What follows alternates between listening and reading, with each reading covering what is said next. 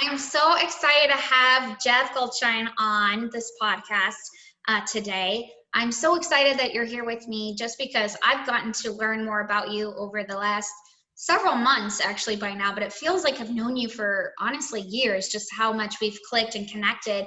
And I want everybody to know who Jeff is because you've got such a great character. And just to kind of showcase, so people who do and don't know you, a little bit about your career track record and where you are at today.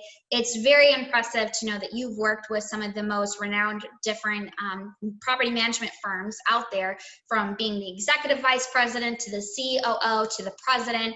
And now I would say, like, I think back in 2019, you made that conscious decision to say, you know what, I want to branch out on my own and start Goldshine Management Consulting Agency to help other industry leaders, CEOs, COOs, to help build what is an ordinary company to an extraordinary company. And I can definitely understand anybody partnering with you, Jeff.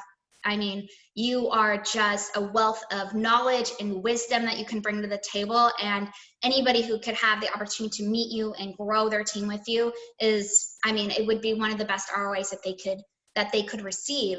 And one of the questions that I have for you, because we are in the people industry here at Cory Executive Recruiting, we're always looking for top talent. We're always looking for people who are high performers, who can go in these organizations and make an impact, make a difference. And because of your wisdom and knowledge in this space, I'm really curious, Jeff, like, what would you consider to be like a success recipe to build high performing teams? Well, okay. Thank you. This business can be fun. And I say that not as a throwaway line, but as you got to enjoy yourself in this business. Yeah. There's a whole lot of ingredients that are in that stew that make a team successful. So, positively charged people, glasses half full, they like themselves, they're ready to step on the stage every morning and take care of that little city that they are helping to run, because every property is a little city. You know, even if a 50-unit property can have 150 people in it, so or more. So you're running a 200, 300, 400-unit property. You know, keep doing your math and multiply it times 3 or 3.5, depending on your unit size. So there's a lot going on. Positive teams, being able to solve problems, and almost every problem can be solved. And while you're solving it, it could be a maintenance issue, okay? But while you're solving it, you also have to remember you are there to provide the greatest customer experience a resident can have.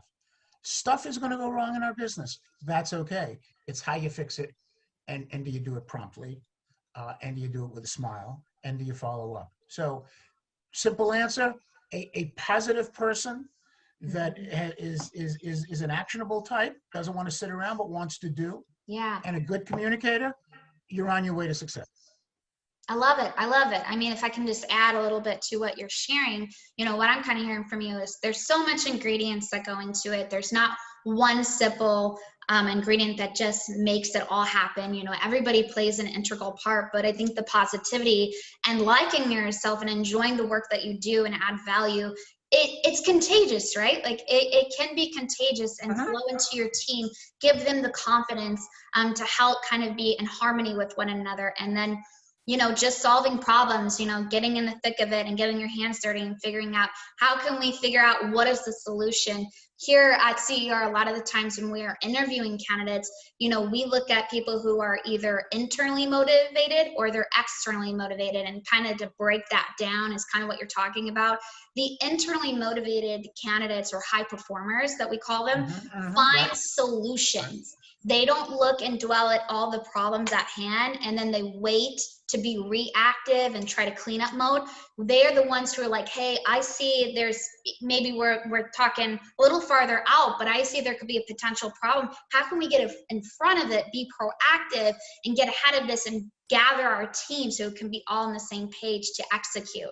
And the externally motivated, you know, there's plenty of different individuals out there, and it's just really where they kind of wait for things to not go right, and then they wait for problems to happen, and they either act or they deflect or they blame others, right? And that's kind of where the positivity comes in. You know, what kind of leader are you pitting in your team? And I think just hearing it from you, it's so great to hear that what type of talent out there really can make a big difference, how your properties could be run, how the residents experience could be. So I really appreciate you sharing that, Jeff. Is there anything else you'd like to share? No, it's just following up on it. Urgency and communication.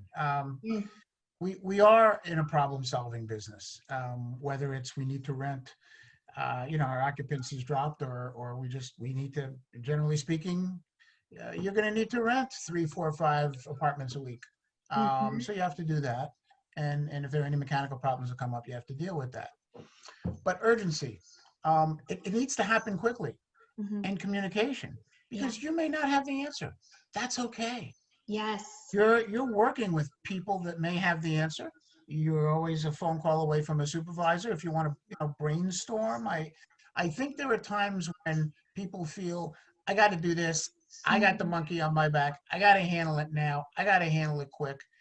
Well, that's fine if you're on an island and it's just you. Yeah.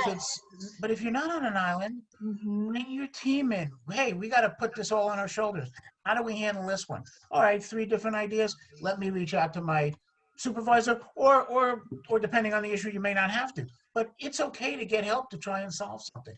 But most everything can be solved in this business. And people have to realize that. There's a lot going on.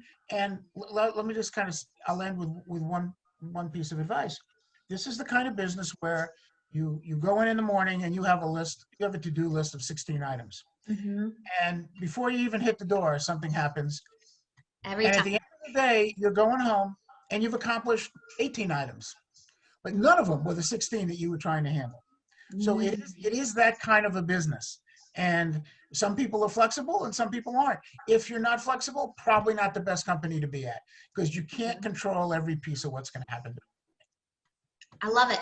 I mean, I think that's from Jeff Goldshine. It's a really great piece of advice. I love what you had to share. I'm excited for other people to learn from you just as much as I have. Thank you.